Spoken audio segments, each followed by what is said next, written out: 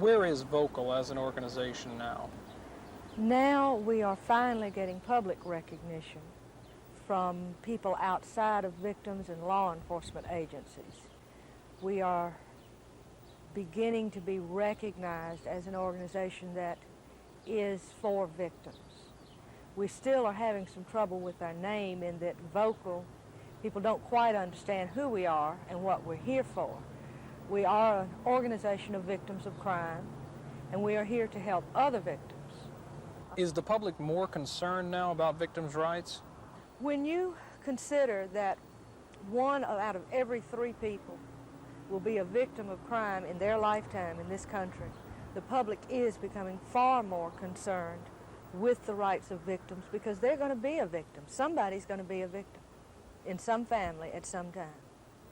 And when you've been one and you've had to deal with it, or you see your neighbors that have been victims, and you see some of the things they're dealing with, then yes, you're going to become more interested in it.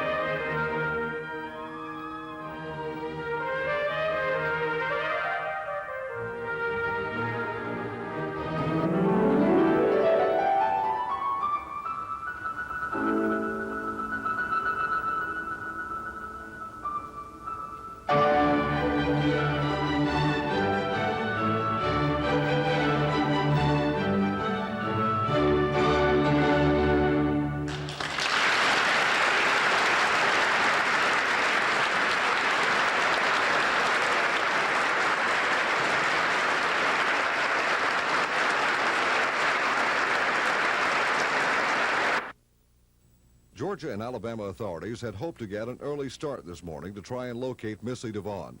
However, discussions reportedly about who would have jurisdiction in the case caused the search to be delayed until after lunch. Finally, officers of the FBI, the GBI, and ABI told reporters that Alabama authorities would conduct the search as if it were taking place in Alabama, but with the help of Georgia officers. For almost 6 hours, about 40 officers combed the roads near Interstate 85 in hopes of finding Missy Devon. The ground search parties were aided by a helicopter furnished by the Georgia State Troopers. Officials today searched 5 different areas near Newnan, Georgia, all with the same results, no sign of Missy Devon. As daylight began to fade, officers announced today's operation would come to a halt, but would resume as soon tomorrow morning as possible. Georgia Bureau of Investigation agents say they're prepared to search near Interstate 85 from Newnan, Georgia to the Alabama line if necessary in the effort to locate the missing woman. However, most agree it's like looking for a needle in a haystack. Mac Carmack reporting from Coweta County, Georgia.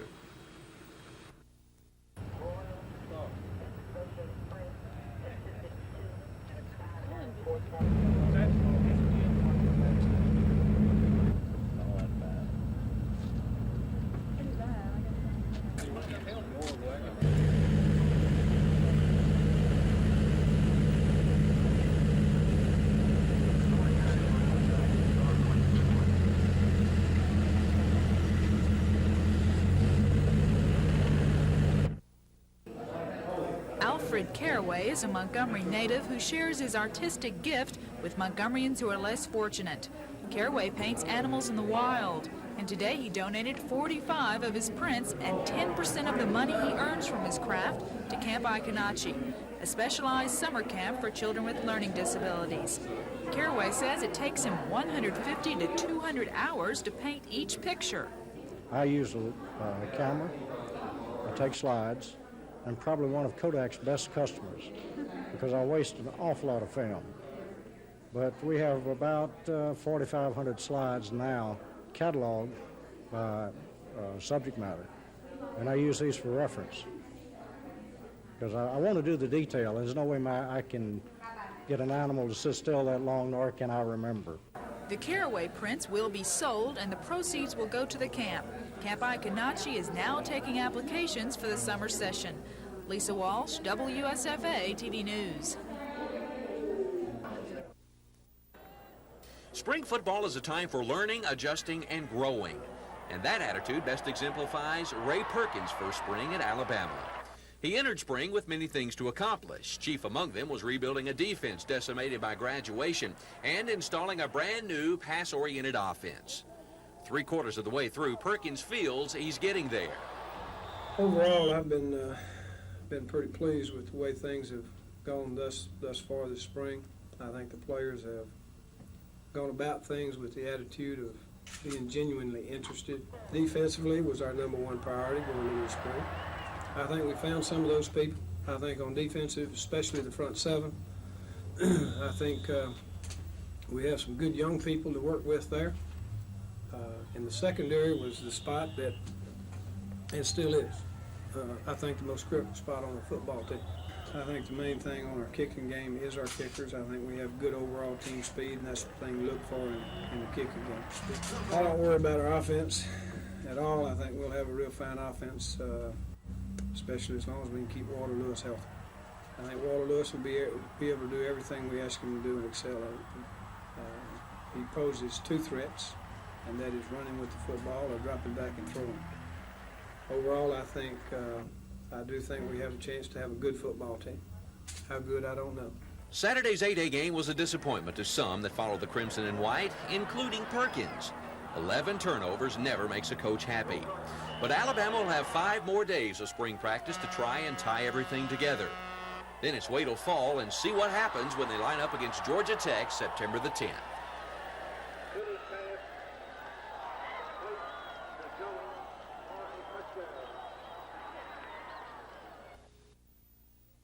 Larry Christensen and Pascual Perez locked horns for 6 scoreless innings before the Braves broke through with 2 in the 7th. They came on one swing of the bat by Bob Horner. The captain rips this Christensen pitch over the left field wall for his 3rd home run of the year. It's a 2-run shot, putting the Braves up 2-0.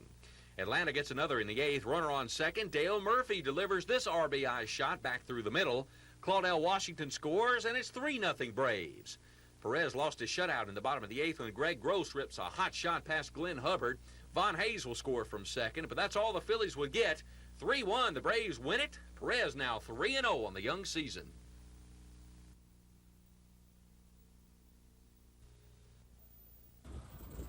Perhaps one of the least anticipated aspects of the legislature being in session is the parking problem at the Capitol. While the legislature's away, workers in the Capitol complex scurry to claim empty spaces. But with the lawmakers in town, many employees are left to find the least desirable spots, sometimes many blocks away. Anyone who's ever tried to find a parking space at the Capitol knows the value of a reserved parking space. The decision of who parks where is made by a special legislative committee. Naturally, the constitutional officers like the governor, lieutenant governor, speaker of the House, secretary of state, and others have some of the best spots, usually within a short distance from a door. Committee chairmen are often the recipients of choice places. For example, Senator Charles Bishop of Jasper, chairman of the Rules Committee and the Parking Committee. His spot is only a short walk from 2 doors. Other members of the Parking Committee, Representative Joe Goodwin and Senator E.C. Crum-Fosheep, enjoy parking almost at the front steps of the Capitol. What about the other senators and representatives? Well, there's the South Circle parking area. That's not so bad. Still others are assigned to a strip of parking places on the extreme south end of the Capitol, and others park on Union Street, which borders the building for 2 blocks on the east side. A few lawmakers wind up in the parking lot behind the Capitol with legislative employees. Once upon a time, members of the Capitol Press Corps had individual reserved spaces in that back lot. but over the years that number has been reduced to 6 generic spaces.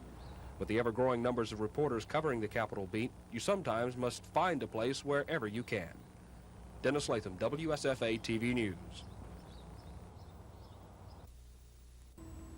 Based on statements Hamilton allegedly made to police, authorities began their search with his help shortly after 11:30 last night. But after 3 hours without any luck, authorities decided to try again at daybreak. Hamilton spent the night in the back seat of a car guarded by federal marshals and sheriff's deputies. Hamilton told officials he didn't want a lot of people or reporters around when he helped them look for Mrs. Devon. They obliged by pulling a van in between reporters' cars and Hamilton's car when the morning search began.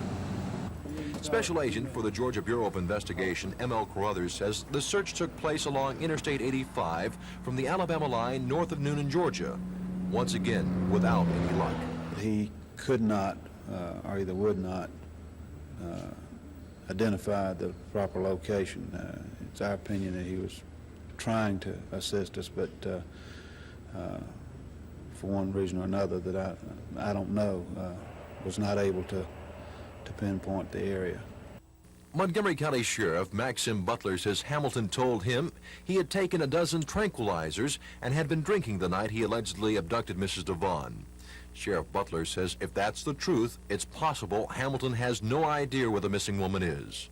For authorities, it's back to spot-checking areas in hopes of turning up new clues. We're just, grabbing at straws and hoping that we'll stumble onto something. So while officials say they have ruled out several places where Mrs. Devon is not located, they also freely admit they are no closer to finding her than they were a week ago when she disappeared. Don Phelps, WSFA TV News, outside Noonan, Georgia. The federal court involvement in redrawing House and Senate district lines and ordering all 105 House and Senate members to run again has thrown this regular session into a different gear. Under normal circumstances, the regular session lasts about 3.5 months. But because legislators face re-election, many are thinking about shortening the session to about 2 months. It'll take a resolution by both houses to end the session early. And state officials and special interest groups say they don't expect that kind of a resolution to show up until much later in the session. They say the guide for finding out when that kind of a resolution will show up will be the progress of legislative packages. And because of that, the governor's office and those special interest groups are expected to be working doubly hard during the first several weeks of the session to move their bills so they won't die when and if the session ends early.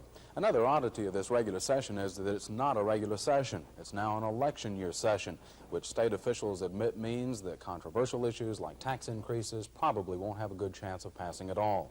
And there may be efforts underway to stretch the state's 2 budgets to accommodate pay and benefit increases, which have often seen success in election year sessions. Much of the tone and pace of this session will be set tomorrow night when officials at the governor's staff say the governor might indicate when he intends to call the special election, which has so drastically affected this next session. Chris Grimshaw, WSFA TV News at the Capitol.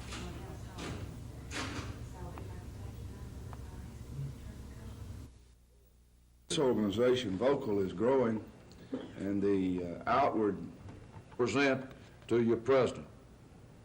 Where the system must ensure citizens a right for news releases and public service announcements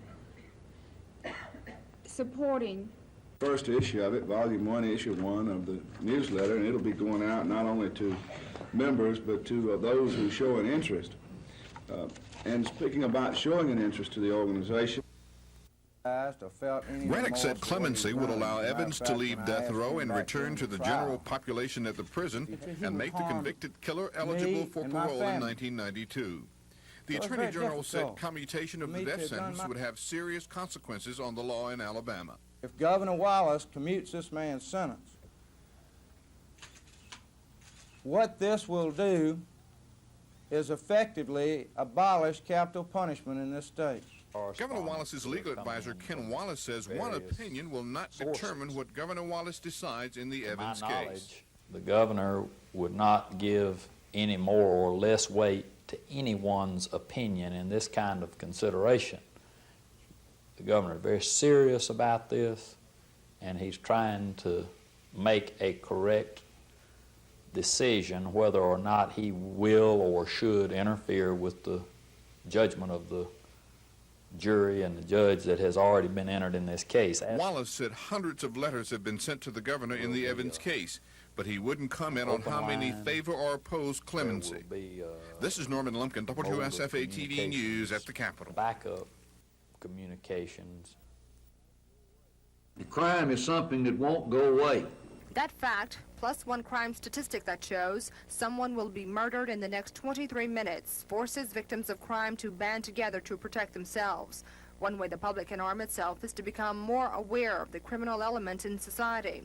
Montgomery Mayor Emery Fulmer says those assigned to protect the public need support from those they protect. Good law enforcement agencies. And we see law enforcement agencies under the most relentless, sophisticated attack that's ever been by people who want to discredit them in the eyes of the public. Vocal leaders are going to look to the legislature for money to fund their organization. They're also going to depend on lawmakers to pass victims' rights legislation. One bill vocal leaders are interested in is to allow victims of crime in the courtroom. This is so far-fetched when you talk to other victims from other states to know that in the state of Alabama, a victim can't even get in the courtroom without permission of the judge. Mr. Evans says the vocal organization is growing. One official speculates that more people are becoming involved because next to the economy, crime is a major event that affects everyone. Kim Davis, WSFA TV News.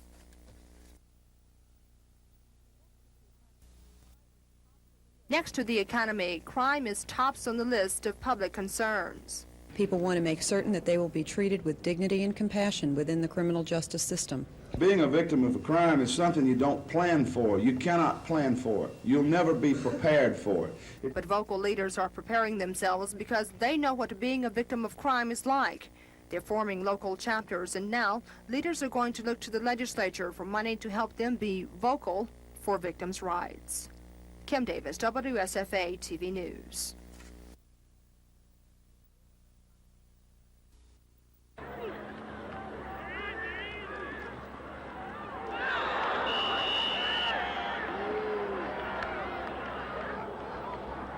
Fields, attempt.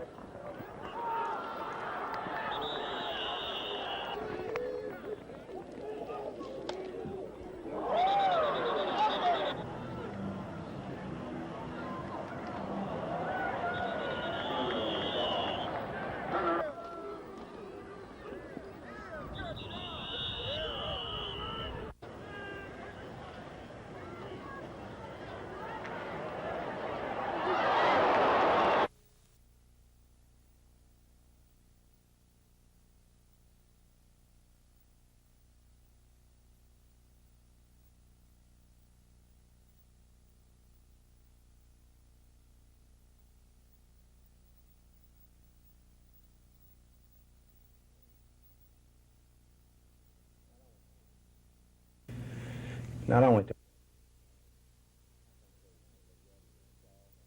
I think they readily saw that the application was no good. They saw the public outcry. They saw a lawsuit that I filed, and they realized that with the turmoil in Washington, they had no chances to put those tanks in a 100-year floodplain area, which is clearly prohibited.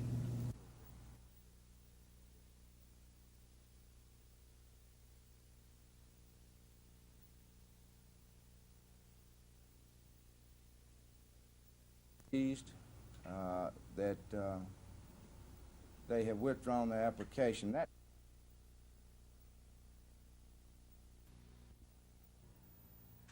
The Montgomery City Public Library has found a new way to reach readers out in the rural parts of the county. It's called Mail-a-Book. The library is sending catalogs of book selections to outlying homes. And the people may sit down in their living room, use our catalog, order them, send their order card in. We mail them the books. In the packet, we include tape and postage, and when they've completed the reading of the books, they just tape them together and send them back to us. Until this fall, the library relied on its bookmobile to get books out to rural residents, but the bookmobile is too expensive to operate, and library officials started to think they weren't reaching as many people as they could through the mail. Everybody in a rural area will have access to the mail-a-book. with the bookmobile service, not everyone did. And with gas costing as it does, with people so busy and working as they do, I feel that this is a very good way to serve the general public. And the best part about Mail a Book to Miss Bush is that it should attract new people to the library. She expects more than half of the people who use Mail a Book will be sampling the Montgomery Public Library for the very first time. Susan Silvernail, WSFA TV News.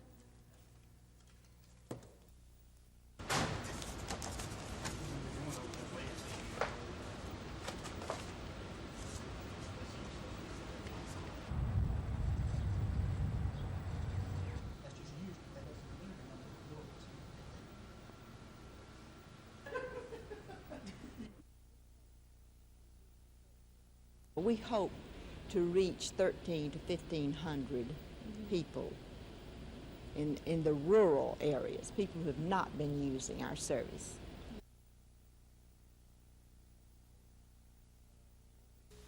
And they've found that there has been no conflict of interest and that I violated no ethics law as far as the state of Alabama is concerned. Did you expected this? Yes, Dennis, I really did. I knew that I hadn't done anything wrong. They were talking about records that were recorded in the Sumter County Probate Judge's office.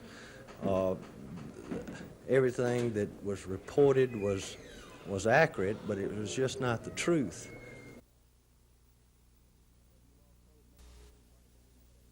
Have you lost hope now that you might be able to change the governor's mind? No, as the governor said, it is at this point that he has not received any information that would persuade him to commute John's sentence, but I'm sure that the governor is going to give a lot of careful consideration to this important decision and will go with his own heart and his own feeling, and we will hope that he will have the compassion and the wisdom to commute John Evans' sentence. Immediately relieve the officer, put the officer on administrative duties, ask for an investigation by an outside agency, present it to the grand jury, and while that officer, to determine whether the officer be cleared or indicted. While that's going on, I will ask this council to review the facts, and then in their judgment make a recommendation to suspend or not suspend, and I will abide by your recommendation. If you say suspended, you'll be suspended within the hour of the time that you make the ruling. Proposed policies presented by the mayor. Resolution of our ordinance. Whether it passes or not is not the issue. Commit crimes or alleged to have committed crimes, we do have corrections, additions to the record. Need a motion. Mr. Chairman, for the documents, sir. Fast we can, because I guess the fact that we want some additional trucks out also, so I think we're back to even with the holiday this past week. During the state, which simply would mean that if you note there on, becomes quite real. Some of dollars you want to apply to move would be the moving of the district attorney's office. That's the last big major chunk to come out of this building that would finally could set the whole thing. But we better, I think we better talk about those 3 items, and I think you hope. What kind of code? Charlie, you gave us sure. Up here on Washington Avenue, we bought this house across from the Department of Public Safety, and we renovated it. Bring the Alabama Sheriff's Association back. And then finish it out for tenant space. We had assumed that you would have introduced it to a tenant with 1 courtroom. Move the district court over there, you would have 2 court stairs. So.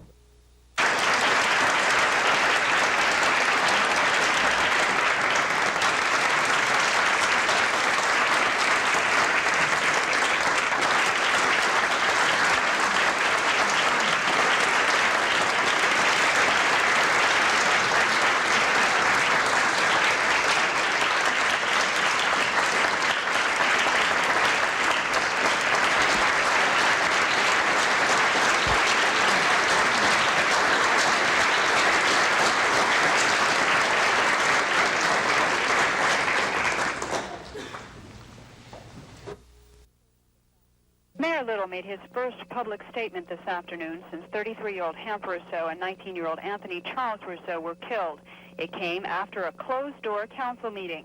The mayor said the two officers in question will continue to draw city salaries during their suspensions and said he would do nothing to jeopardize legal proceedings. Mayor Little said the boycott is only hurting innocent people. The boycott of white Eufaula businesses started yesterday. Black leaders are asking their people to shop only in 2 local grocery stores and do their retail trading out of town. Reverend G.E. Martin, the president of the Barber County Ministerial Association, says the boycott is working and will go on until, quote, justice is done. Reverend Martin says the boycott is the black community's response to the council's hard line. While black leaders work on their plans for a big march that will take them from the shooting scene to City Hall, one city councilman is blaming Eufaula's troubles on what he calls outside agitators and the news media. Susan Silverdale, WSFA TV News in Eufaula.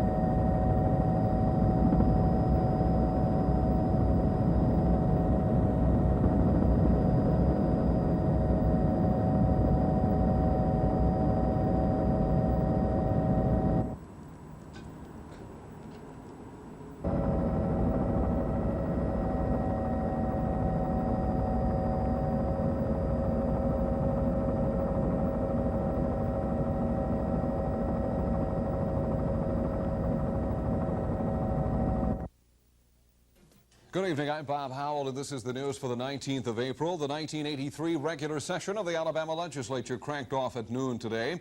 In addition to the 140 members of the legislature, Capitol Hill was flooded with hundreds of other people who come to participate or observe in the lawmaking process, including 2 of our Capitol Hill reporters, Dennis Latham and Chris Grimshaw.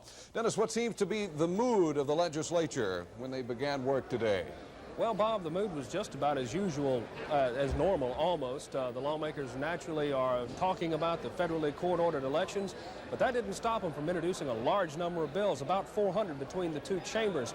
And, of course, the lawmakers will have a chance to introduce still more legislation again tonight, just before the governor speaks.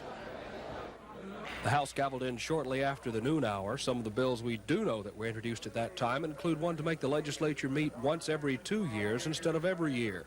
Some bills called revenue-enhancing measures were also put in. A spokesman for the governor says these bills don't raise taxes, but they do speed up the collection of some existing taxes to provide a one-time windfall to the state treasury. Mobile County Representative Taylor Harper also introduced legislation to repeal the recent increase in the state's oil and gas severance taxes. The Senate had to get by without its presiding officer, Lieutenant Governor Bill Baxley. He was in Dothan for a case in federal court. Senator Ryan DeGraffenreid introduced a rather large bill that would make some changes in the state constitution. Senator DeGraffenreid promptly announced a committee hearing on that bill in the morning. At the request of Attorney General Charles Graddick, Huntsville's Jim Smith introduced a bill to untie the Attorney General's salary from that of the justices of the state Supreme Court and have the legislature set that salary. Bob, tonight we expect the bills for the general fund budget and the education budget to be introduced along with the bills in the governor's crime package. Another thing on the minds of lawmakers is that federally court-ordered legislative elections later this year. Reporter Chris Grimshaw has this story on what possible effects that may have on this regular session. Dennis and Bob, it seems that the dust has settled somewhat on the fears about the court-ordered elections. There are fewer legislators who now think that the court-ordered elections will force an abbreviated session. Some of them even think they might even be here for the full 105 days that is allotted for this regular session. This morning, the interim reapportionment committee met and decided not to appeal the court-ordered ruling forcing elections this fall, and instead they decided to ask for some clarifications from the court on some questions. We ask our attorneys to get with the governor's legal advisor and the Secretary of State and to jointly go into the federal court here in Montgomery and ask for clarifications as to what they intended about election dates and things of that nature this fall. Okay, so the elections you think will be this fall as opposed to summer? Well, I think the general feeling is to stick with a November date. That seems to be the prevailing thought, and we feel like Justice Department will approve that also.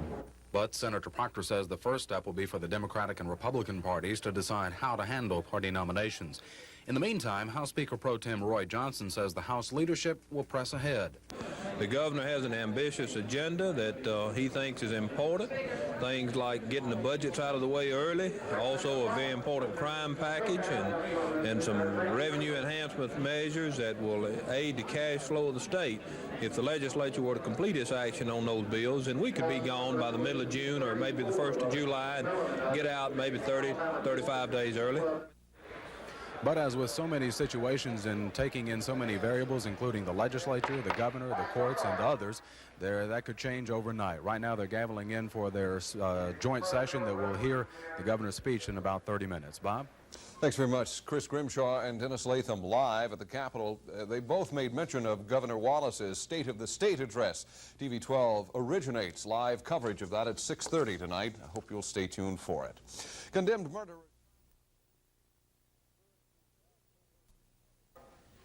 Pursuant to House Joint Resolution number 3, the House and Senate have met to hear an address by His Excellency, the Governor of Alabama, the Honorable George C. Wallace. It was the first public appearance for Governor Wallace since his last stay in a Birmingham hospital. Although the governor had 30 minutes to speak, he talked for only 15 minutes. In his speech, he used the new catchphrase. It will be necessary to have a few measures to enhance the general fund for next year. Enhancements are about a dozen bills that increase revenues to the state's two budgets. The enhancements range from increased liquor prices, higher inheritance taxes, to stepped-up collections of existing taxes. These enhancement measures are not consumer taxes, regardless of what you press might think. The governor says these enhancements are needed to meet the general and education budgets he proposed tonight. Another key phrase the governor used was the human tragedy, which he explained as the high number of jobless, hungry, and wretched in the state. He apologized, saying there were no jobs with the state now, and he said he was disappointed that there had been little response to his earlier calls for volunteer contributions to charitable organizations. Therefore, I do hope that people who are listening tonight might decide they're going to help more than they have helped for the The governor very briefly outlined the rest of his legislative package, which includes a bill to return to biennial sessions, in which the legislature meets every other year, and a package of crime bills. Legislators were responsive to the governor's speech, as Dennis Latham reports. Have not responded, and I'm sorry that this has happened.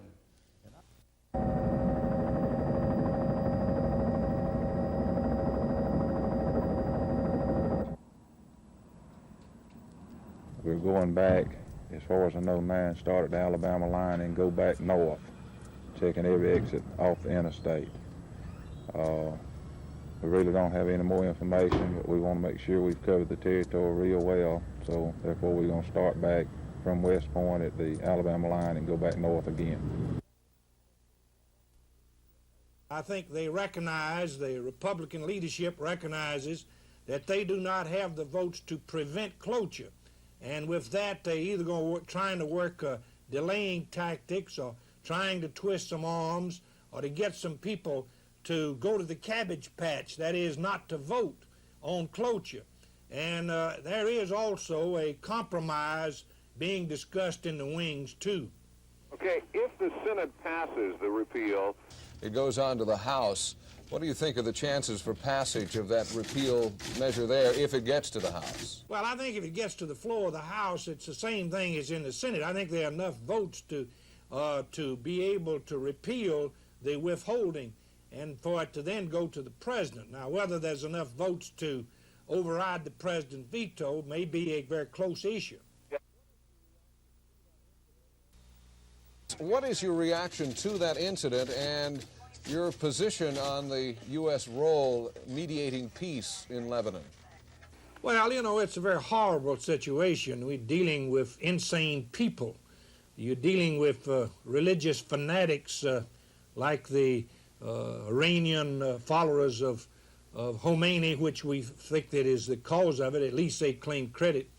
My position, of course, is that we ought to try to carry out a peace-seeking effort, but I don't believe that the Marines ought to continue to stay there. I think other countries ought to share in the responsibility. America is always called upon. There are other countries there, but it seems to me that some other countries ought to be replacing our Marines in Lebanon.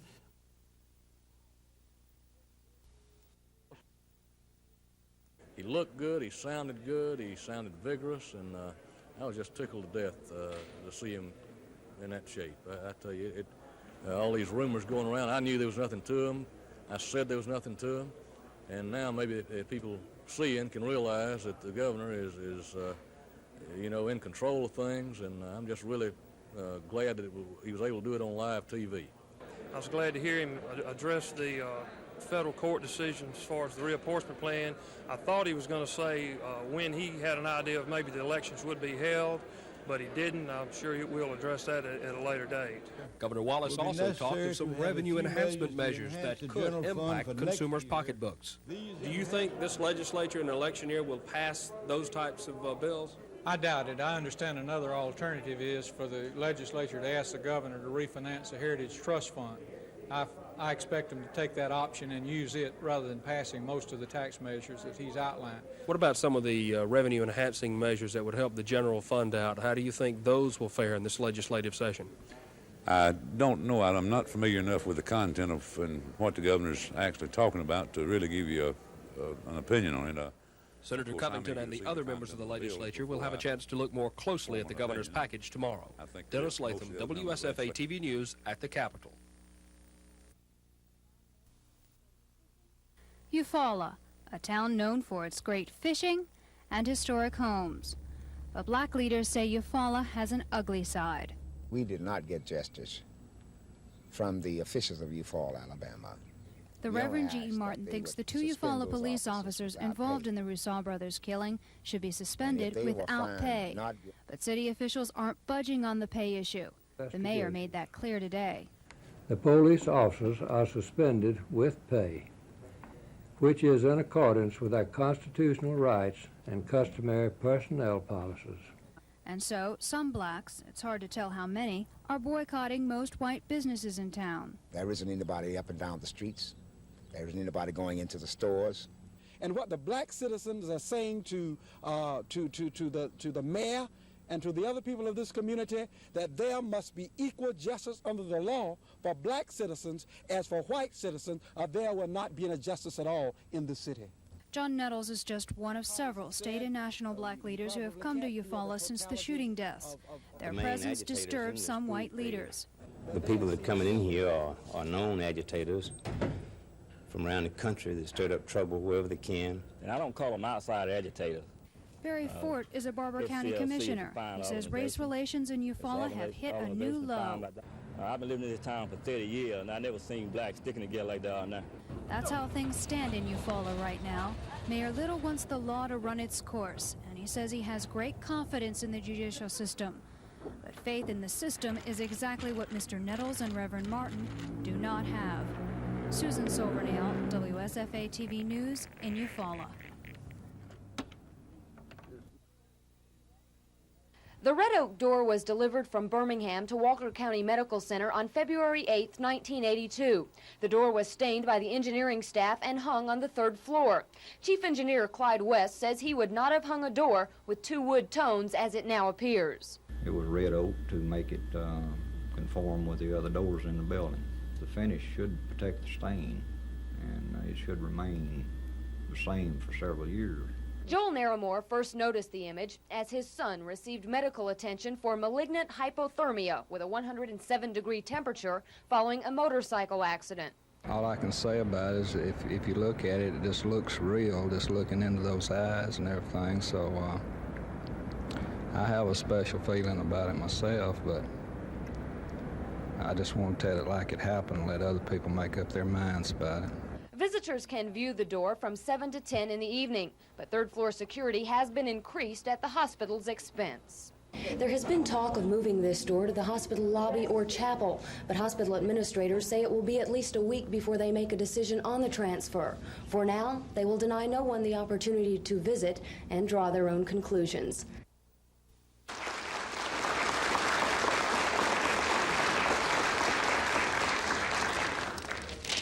As far as the general fund budget is concerned, I would like to point out that we're going to recommend in our budget, because there's much suffering yet going on in this state, and if you only serve this amount of humanitarian care for those who are newly unemployed, especially,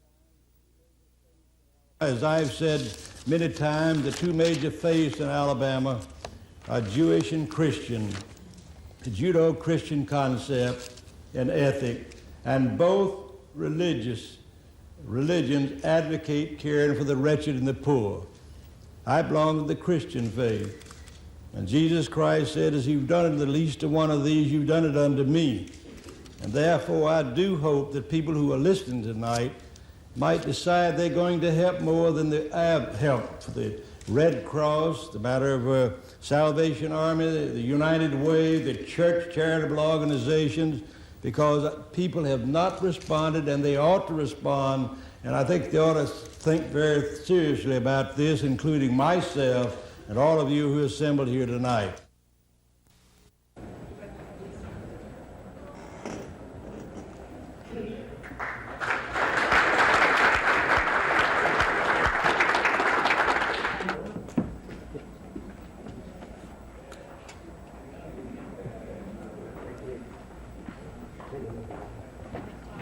Our first place winner by President Ronald Reagan, when the national winners will be honored in Washington at the annual meeting of the President's Committee on Employment and the Handicapped.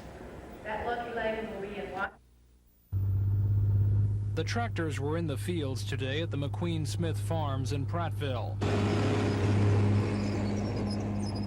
They are back at work, but still behind schedule. Nearly a month behind in planting this year's 4,000-acre cotton crop. We've got a twofold problem right now. We are, one, behind on land preparation because of the wetness that we've had. We've had rain ever since the 1st of December on through. We've had a very little bit of land preparation that has gone on so far. The other problem is that even when the ground dries out, it's too cold to plant. Cottonseed needs soil that stays at a temperature of about 65 degrees. The ground here is about 10 degrees too cold. We can work around the wet conditions in most of our fields right now, but we're going to need some more of this pretty sunshine to come down, not only to dry the fields out, but to warm the soils up. There are a lot of things that can happen to late crops in terms of they're more susceptible to insect damage. Lateness, it makes us nervous because it opens us up to a lot more risk during the growing season. So it comes down to a whole lot of ifs. If the weather pattern breaks, if the ground dries out, if it warms up, there may still be a good crop this fall. Tom Foreman, WSFA TV News in Prattville. Normally, half the fields in the McQueen Smith Farms in Prattville would be planted by this time of year. Instead, some lie untouched since last fall. The problem? Too much rain. We need a break in the weather pattern, which we may be experiencing. We're having weekly rains still, but they're not quite as heavy as what they were 2 or 3 weeks ago. We can work around the wet conditions in most of our fields right now. But there is another problem. Even where the ground has dried out enough to bring tractors in, it remains too cold to plant. The soil temperature needs to be 65 to 70 degrees, and right now the last week it's been running in the mid to low 50s, and so it's just too cold to plant cotton, even though that we have some land that is ready to be planted right now.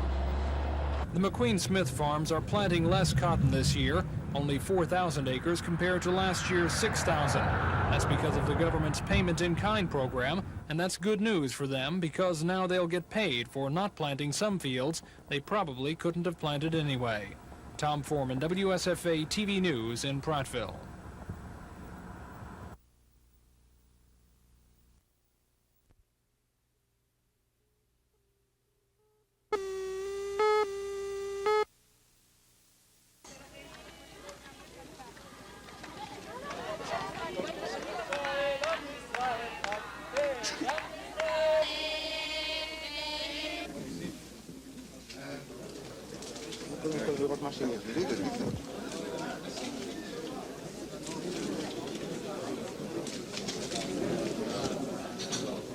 Votre travail le plus tôt possible.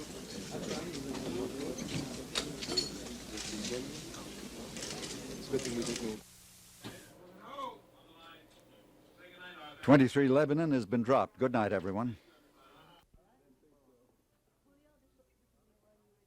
My man, how you doing? Hey, I hear you're pretty fair dancing. I hear you better. I like him. Keep this one. Anyway, so the pilot... Oh, I heard you was in a real show, too, man. Unfortunately, real show's closed. We've only got 3 more nights. Well, at least you got a shot.